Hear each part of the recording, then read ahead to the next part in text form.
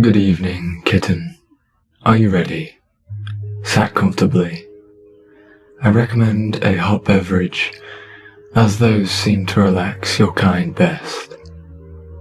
That and a lovely piece of song to take in. Before we proceed, I must insist that you relax to the best of your ability.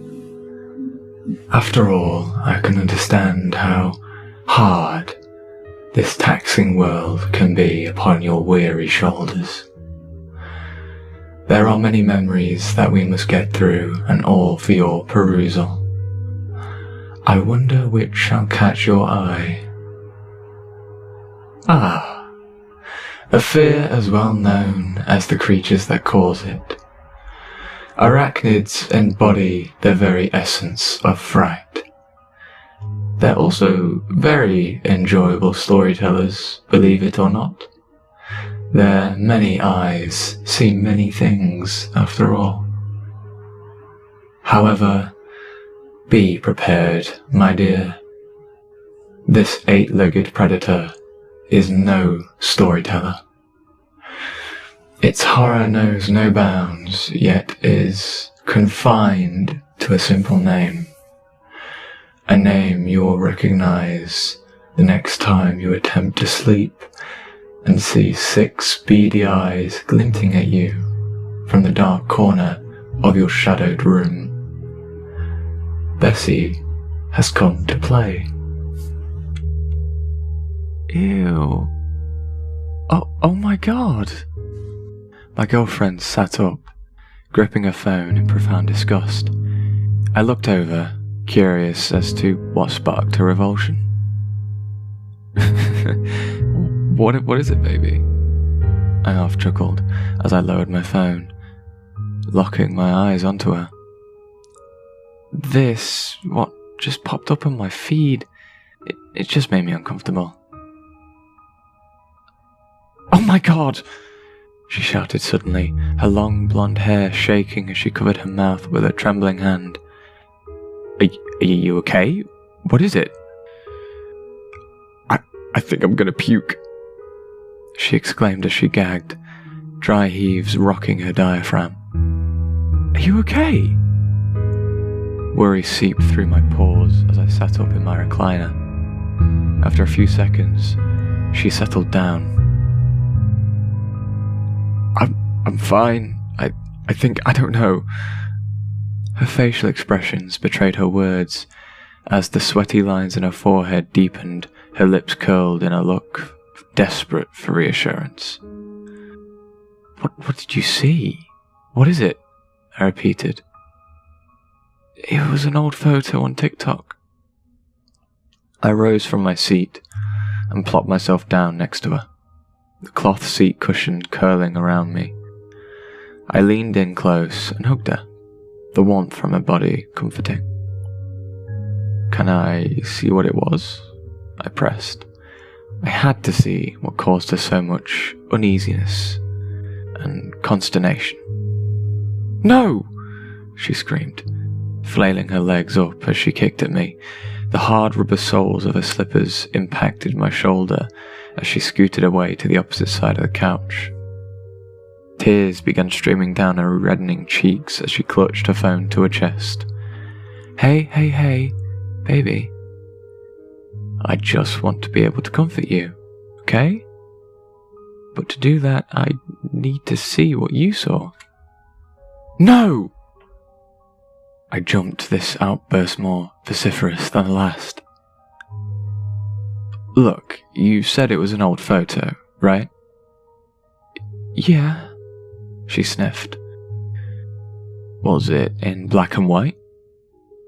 She nodded. Was it gross? Yeah. Her confidence and trust seemed to build with each of the simple questions. And how did it make you feel, baby? Not safe. I sat in silence for a moment, thinking I misheard. My heart fluttered, a sudden wave of dread washed over my being. What was going on? She never acted like this before. Did I even want to see what it was if it bothered her so badly? Baby, I know you're upset, but whatever you saw can't hurt you, okay? It was on your phone. It's not real. I know. She sucked a snot bubble back into her nostril as she loosened her muscles. A slight tinge of relaxation came over her as she scooted back over to me. I'll show you. She crossed her pajama-covered leg over my own as she opened her TikTok and pulled up whatever had bothered her. She covered her eyes with her palm as she handed her phone over to me. The massive glitter case was slippery from her greasy hand lotion. I stared at the image. The photograph was black and white, dated late 19th century. Depicted were two men, mustached cowboys that each held repeater rifles. A thick tree line stretched skywards in the background of the grainy photo. The two cowboys stood at either side of a massive wooden cart that resided in the middle of a muddy horse trail. Inside the cart, plopped down in a heap, was a gargantuan, shiny, black tarantula. The hairy legs of the spider sprawled over the edges of the cart. The numerous beady eyes were dull and lifeless. Blood stains ran down the carcass, surely the result of gunfire. The more I stared, the more I realized that this spider must have weighed thousands of pounds. Its proportions would have been suited to an elephant or a whale as opposed to an arachnid. Then I saw the sign. Resting atop the tarantula's body was a crudely constructed wooden sign. Bessie. Its name. Or at least what the cowboys had named it. The cowboy on the right was also holding a sign. The grainy image quality made the painted text hard to discern, but I eventually made it out. Avert your eyes. She will find you. A chill ran down my spine as I stared into the spider's dead eyes. I looked back over to my girlfriend, who was curled up in the fetal position, her body nestled up to me. She gazed up at me, her eyes puffed up from the tears. She pointed back to her phone. She whimpered, seemingly unable to speak. What? I leaned in, my ear touching her lips. Look. I sat up, staring at her. Her lip quivered as I slowly turned my head back to the phone screen. Bessie was gone. An empty cart. The spider had disappeared. Before I had time to process, I glanced over at the cowboy, the pose identical to when I had first seen him. In fact, the photo seemed unchanged aside from the missing tarantula. The sign's text, however, had changed. You were warned, Jason. My name. That's my actual name. It knew my name.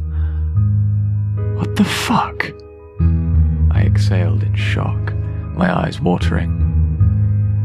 Suddenly, a loud, guttural creak. I looked up, my eyes fixated down the dark hallway in front of me. What the fuck? I repeated. The bony arms of my girlfriend wrapped themselves around me as she clutched me in a vice grip, her sobs hysterical. She heard it too. Upon this realization, my heart nearly stopped. It couldn't be. The air felt charged, a presence other than ourselves invading our collective consciousness. A scurrying sound scratched against the floorboards as my girlfriend screamed. I was frozen in fear, absolutely petrified. My mouth ran dry as the darkness closed in. A sense of impending doom rattled my skull as I continued to stare down the pitch-black hallway. A hissing sound emanated from the hall as the scurrying drew nearer. Then, a tip of a leg, a hairy leg, each individual strand raised on end. The exoskeleton came fully into view as it crawled and climbed up the wall in sickening taps. The bends of its legs curved upwards and wrapped themselves over the ceiling. Bessie. It screeched as I saw the beady glow of its red eyes, eyes that seethed with rageful indignation.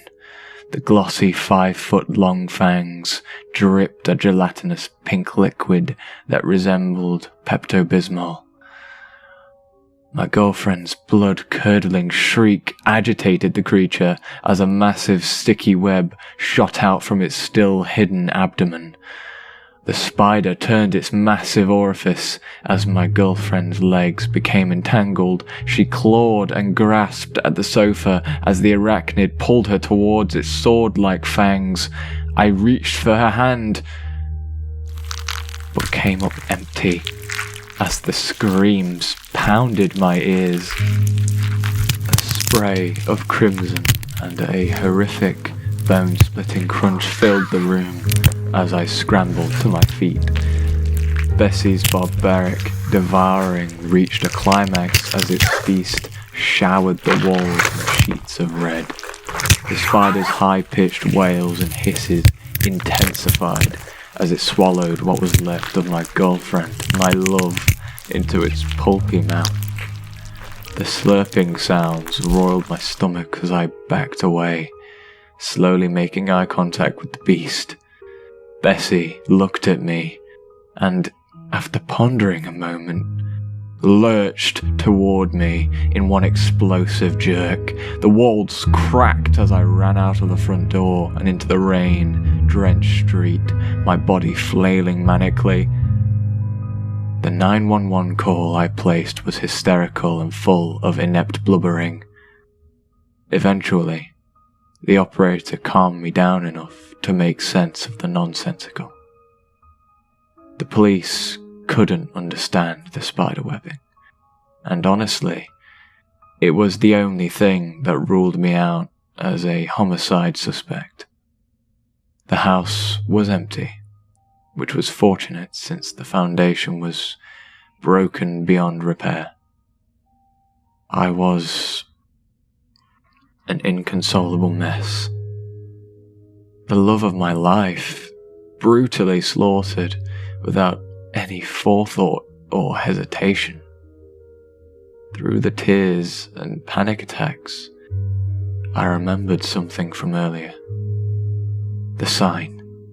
I pulled out my phone, finding the tarantula photo once more. The cowboy has been replaced by a cowgirl. Her blonde hair flowed down her flannel shirt, her face unmistakable. The sign she held, however, echoed the same predetermined fate. You were warned, Jason.